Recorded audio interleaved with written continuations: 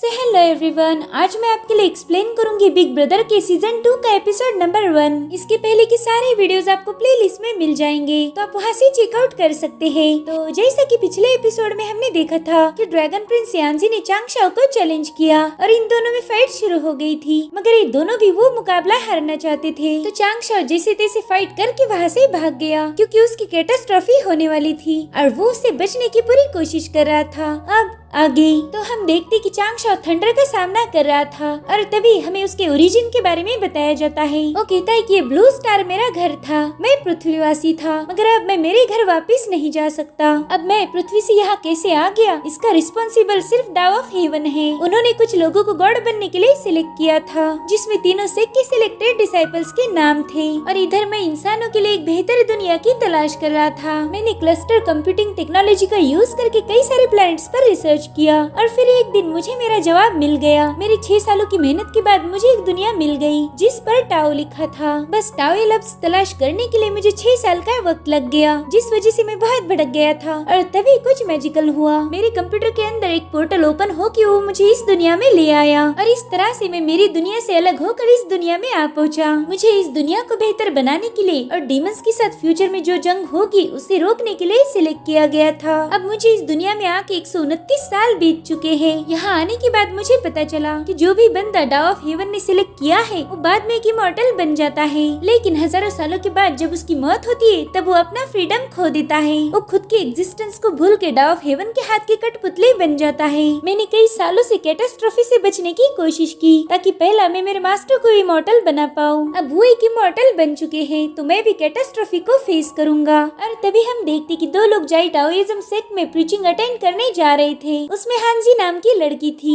उसके मास्टर युआनजी उसे अपने साथ लेकर आए थे। तो उससे पूछते कि हांजी बताओ मुझे तुम्हें कैसा लग रहा है। तो कहती मास्टर वहाँ पर कई सारे डिसाइपल है और साथ ही ह्यूमंस और डीमंस भी एक साथ मिलजुल कर रहेंगे, तो ये सोचकर ही मुझे मजा आ रहा है। दरअसल ये दोनों भी गोल्डन टर्टल आइलैंड से बिलोंग करते थे। हांजी कह रही थी मास्टर आप मुझे इस सी कॉन्फ्रेंस देखने भी ले जा सकते थे, जिस पर युआनजी कहते बच्ची ड्रैगन्स हमेशा ही घमंडी और बदतमीज रहे हैं, इसलिए मैं तुम्हें वहाँ नहीं ले गया। मैं नहीं चाहता कि तुम उल्टी सीधी बातें सीखो, तुम बहुत ही टैलेंटेड हो और मेरे हिसाब से तुम जल्दी कैटास्ट्रॉफी फेस करके एक इमॉर्टल बन जाओगी। उनके मुंह से अपनी तारीफ सुनकर हांजी डर जाती है। वो कहती मास्टर प्लीज प्लीज मेरी तारीफ मत कीजिए, पिछली बार आपने एक डिसाइपल की तारीफ की थी और वो बेचारा कैटास्ट्रॉफी में जलकर कोयला हो गया। और ये सुनकर युआनजी शॉक थे। फिर वो हंसते हुए कहती कि अच्छा बाबा ठीक है, मैं नहीं करूँगा तुम्हारी तारीफ। और तभी लोग देखते कि कोई डिसाइपल कैटास्ट्रॉफी फेस करने वाला है, तो मास्टर हांजी से कहते कि चलो हम वो कैटास्ट्रॉफी देखेंगे, इससे तुम्हें पता चलेगा कि इमॉर्टैलिटी कैसे हासिल हो सकती है। इधर चांगशाओ हेवन को देख रहा था, उसे डाव ऑफ हेवन का रेसिडेंस दिखाई देता है, तो उसे लग रहा था कि उसने थंडर टेस्ट पास कर ली। और इधर हांजी अपने मास्टर से कह रही थी कि हमें देर हो गई, इस बंदे की तो टेस्ट खत्म हो चुकी है। अब चांगशाओ हेवन के गेट की तरफ जा रहा था। हांजी कह रही थी कि जैसे ये बंदा उस गेट को पार कर लेगा वो एक इमॉर्टल बन जाएगा। तो उसके मास्टर कहते हाँ मेरे ख्याल से ये बंदा बहुत टैलेंटेड है और वो कुछ ही पलों में इमॉर्टल बन जाएगा। तो हांजी कहती मास्टर प्लीज तारीफ ना करो, आपकी तारीफ की वजह से लोग भून कर कोयला बन जाते हैं। इधर चांगशाओ हेवन से आने वाली रोशनी में इमॉर्टल बनने का इंतजार कर रहा था। वो खुद से ही कह रहा था अरे वाह फाइनली मैं भी इमॉर्टल पाथ पर चलूंगा। और तभी वो एक जगह पर रुक जाता है, वो आगे बढ़ ही नहीं पा रहा था। ये देखकर हांजी और युआनजी भी शॉक थे। दरअसल चांगशाओ की बस कमर के ऊपर की ही बॉडी इमॉर्टल बन गई थी। वो सोचने लगता है कि ऐसा क्यों हो गया, अब मैं क्या करूं।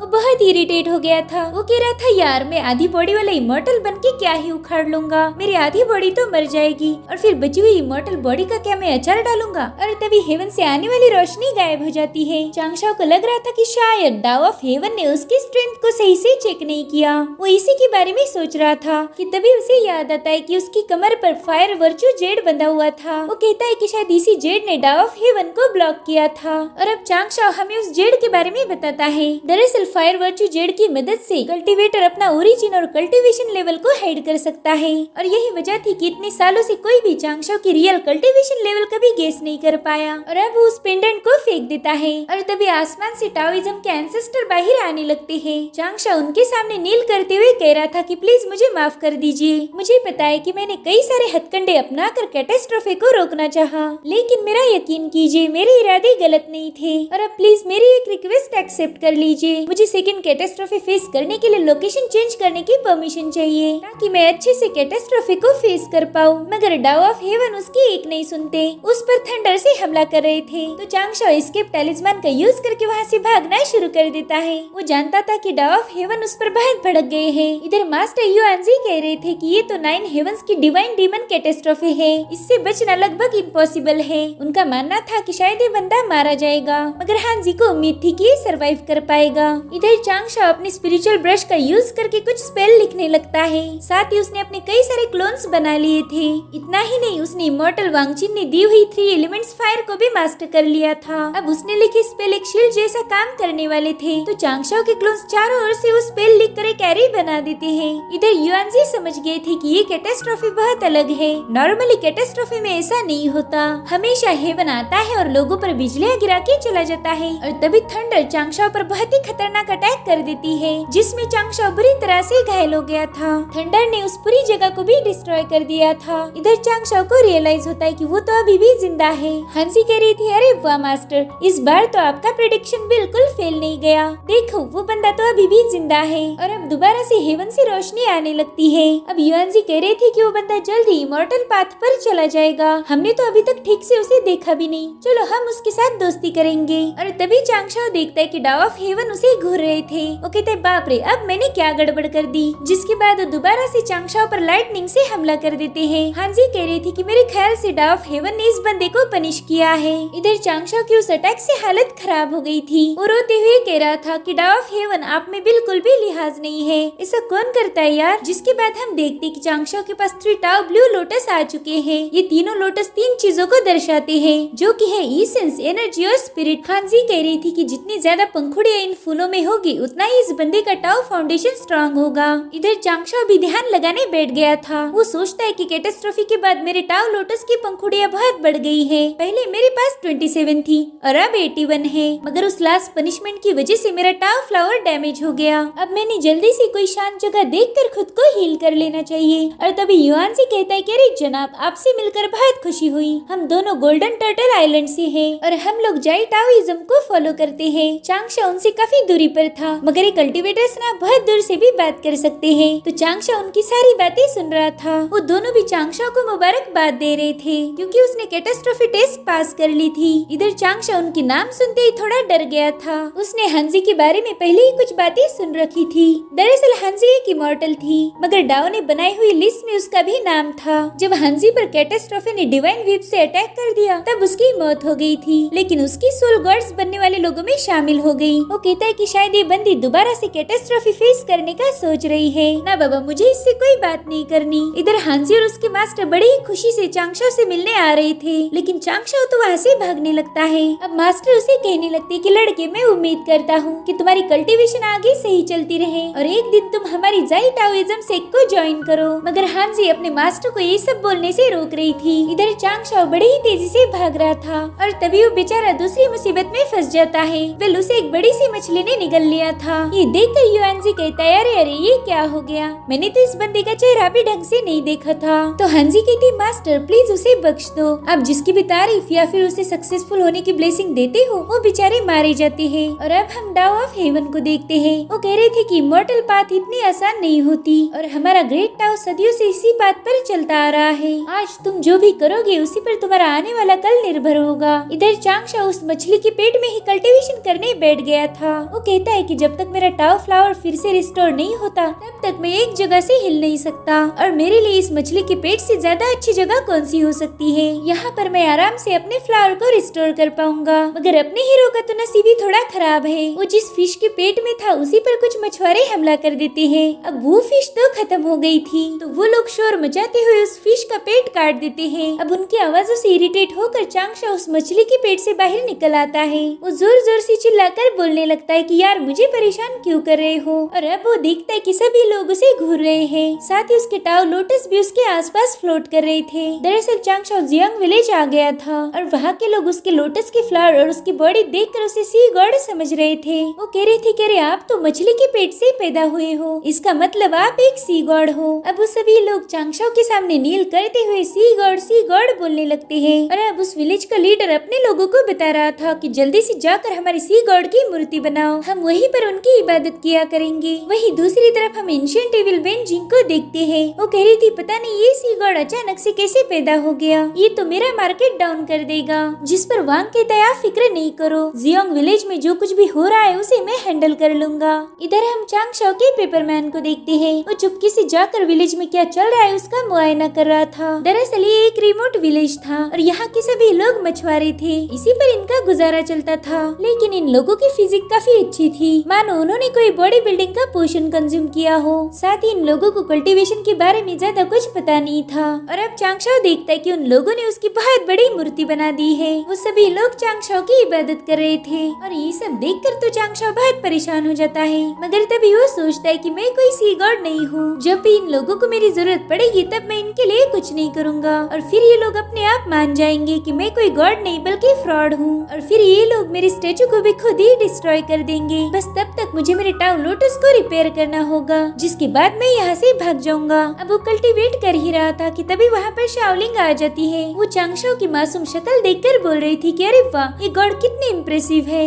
जिसके बाद वो चांगशाओ को खुश करने के लिए वहाँ पर ढेर सारी खाने पीने की चीजें रख देती है। अब कुछ दिनों तक कल्टीवेशन करके चांगशाओ ने अपने लोटस फ्लावर को रिपेयर कर दिया था। इन लोटस फ्लावर्स की मदद से वो अपनी कल्टीवेशन सबसे हाइड कर सकता था, यानी वो इमोर्टल बन गया ये किसी को पता नहीं चलेगा। अब बस उसे बिना कोई मुसीबत में फंसे इस गांव से भागना था। और तभी वो देखता है कि अचानक से मौसम बदल गया है। चांगशाओ को स्ट्रॉन्ग डिमोनिक ऑरा फील हो रही थी। गांव के सभी लोग देखते हैं कि समंदर से एक बहुत बड़ा डीमन बाहर आ रहा है, तो ये लोग उस डीमन पर पत्थर मारने लगते हैं, मगर उस डीमन पर इसका कोई असर नहीं होता, जिस वजह से ये लोग वहाँ से भागने लगते हैं। पूरे विलेज में अफरा तफरी मच गई थी। तो विलेज चीफ कहते कि ये डीमन हमारा कुछ भी बिगाड़ नहीं पाएगा, क्योंकि हमारे विलेज में सी गॉड है, सी गॉड हमारी मदद जरूर करेंगे। और उनकी बातें सुनकर चांगशाओ अपना सिर पिट रहा था। मगर तभी वहाँ पर एक बहुत बड़ी कैरेज पहुँच जाती है। उस पर 2 स्टैचूज लगे हुए थे जिन्हें ट्विन सेजेस ऑफ जीफांग कहा जाता था। विलेज के लोग समझ गए थे कि सभी लोग इमोर्टल्स हैं। अब वांग अपनी कैरेज लेकर उस विलेज में उतर जाता है।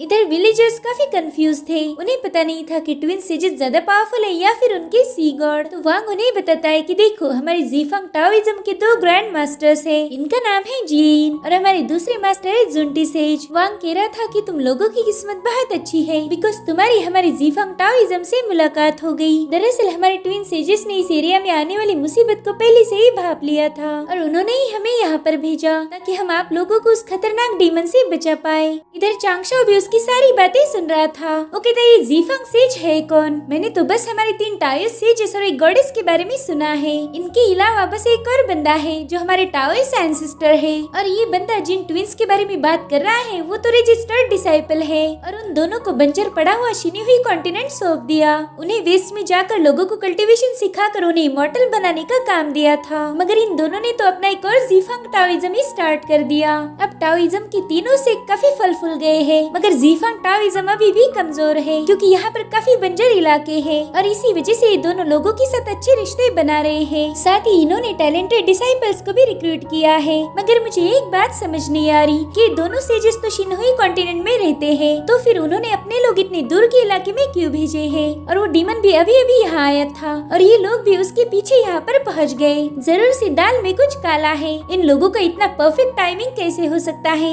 इधर वांग पूजा पाठ करने का नाटक करने लगता है और तभी वहाँ की डिमोनिक ऑरा गायब होकर सब कुछ नॉर्मल हो गया था। अब वांग इन लोगों से कहता है कि शायद तुम्हारा सी गॉड ज्यादा पावरफुल नहीं है, इसीलिए हमने उस डीमन को यहाँ से भगा दिया। तो शाओलिंग कह रही थी कि सी गॉड ने हमें उसकी डिवाइन पावर शो की थी और ये सुनकर वो डीमन दोबारा से वापिस आ जाता है, जिसके बाद वो विलेजर्स पर अटैक करना शुरू कर देता है। तो जीफांग के लोग बोल रहे थे कि हमारे सेजेस की पूजा करो और वो तुम्हें इस फिश डीमन से प्रोटेक्ट करेंगे। तो कुछ विलेजर्स उन सेजेस के स्टैचूज के आगे मदद की गुहार लगा रहे थे। इधर चांगशाओ कहता है कि इस फिश डीमन ने तो आतंक फैला रखा है, मगर इस डीमन की कल्टीवेशन लेवल तो इन बंदों से ज्यादा हाई है और ये लोगों को मार भी नहीं रहा, बस उन्हें डरा रहा है। तो अब उस डीमन के बारे में ज्यादा जानकारी निकालने के लिए चांगशाओ अपने ऑर्ब का यूज करता है। इस ऑर्ब की मदद से वो डीमन की मेमोरीज को एक्सेस कर सकता था। वो देखता है कि वांग खुद ही उस डीमन से मिलने गया था। उसी ने उस डीमन को जियोंग विलेज पर हमला करने के लिए बोला था और अगर वो डीमन ऐसा करता है तो उसे ढेर सारे इंसानों का मांस देने वाला था। वांग उस डीमन से कह रहा था कि तुम्हें बस लोगों को डराना है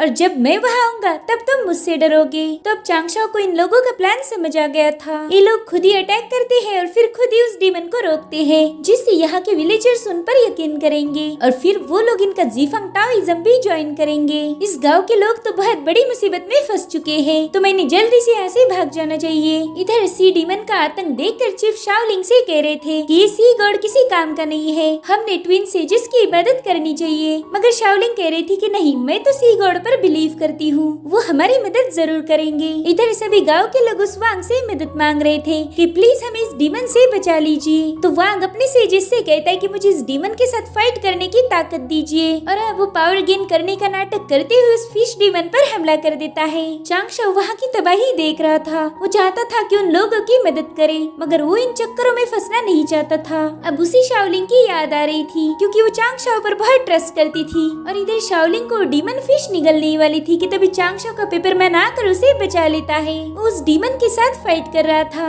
जिसके बाद वो ब्लास्ट हो जाता है और उसमें से कई सारे पेपरमैन बाहर आ जाते हैं। वो पेपरमैन म्यूट पॉइजन का यूज कर रहे थे, उन्होंने वो सारा पॉइजन उस डीमन के मुंह में डाल दिया था, जिससे उसे बहुत तकलीफ होने लगती है। मगर अफसोस वो अब चिल्ला भी नहीं सकता था। जिसके बाद पेपरमैन उस पे एक और ड्रग इंजेक्ट करते हैं, जिससे वो डीमन बेहोश हो जाता है और फिर एक कैरी क्रिएट करके उस डीमन को उसमें ट्रैप किया जाता है। और अब चांगशाओ 3 एलिमेंट फायर का यूज करके उस फिश डीमन को जलाकर खत्म कर देता है। साथ ही इन पेपरमैन ने उसकी सोल को भी डिस्ट्रॉय कर दिया था ताकि वो दोबारा से जन्म ना ले पाए। इधर जियांग विलेज के लोग वांग का जीफंग टाओइज्म ज्वाइन करना चाहते थे, तो वांग तुरंत ही उन्हें एक्सेप्ट कर लेता है। मगर शाओलिंग कहती कि मैं तुम्हारा सिख ज्वाइन नहीं करूंगी, मैं मेरी सी गॉड पर भरोसा करती हूँ और तुम लोग धोखेबाज हो। उस डीमन का तुम लोगों के साथ कोई ना कोई कनेक्शन जरूर होगा। उसकी बातों से वांग को बहुत गुस्सा आ रहा था, तो शाओलिंग का भाई कहता है कि मेरी सिस्टर बहुत भोली है, प्लीज उसे माफ कर दीजिए। जिस पर वांग कहता है कि हम इसे हमारे सेजेस के पास ले जाएंगे, वो इस लड़की को सही रास्ते पर लेकर आएंगे। मगर वांग तो शाओलिंग को डीमन के पास भेजने वाला था ताकि वो डीमन उसे खाकर अपना डिनर कर ले, और ये बात चांगशाओ भी समझ गया था। अभी लोग शाओलिंग को जबरदस्ती कैप्चर करने की कोशिश कर रहे थे, तो चांगशाओ अपने पेपरमैन के जरिए एक मैजिक परफॉर्म करके उसमें अपनी पावर्स डाल देता है, जिससे शाओलिंग बहुत पावरफुल बन चुकी थी और वो अब इन लोगों की पिटाई करना शुरू कर देती है।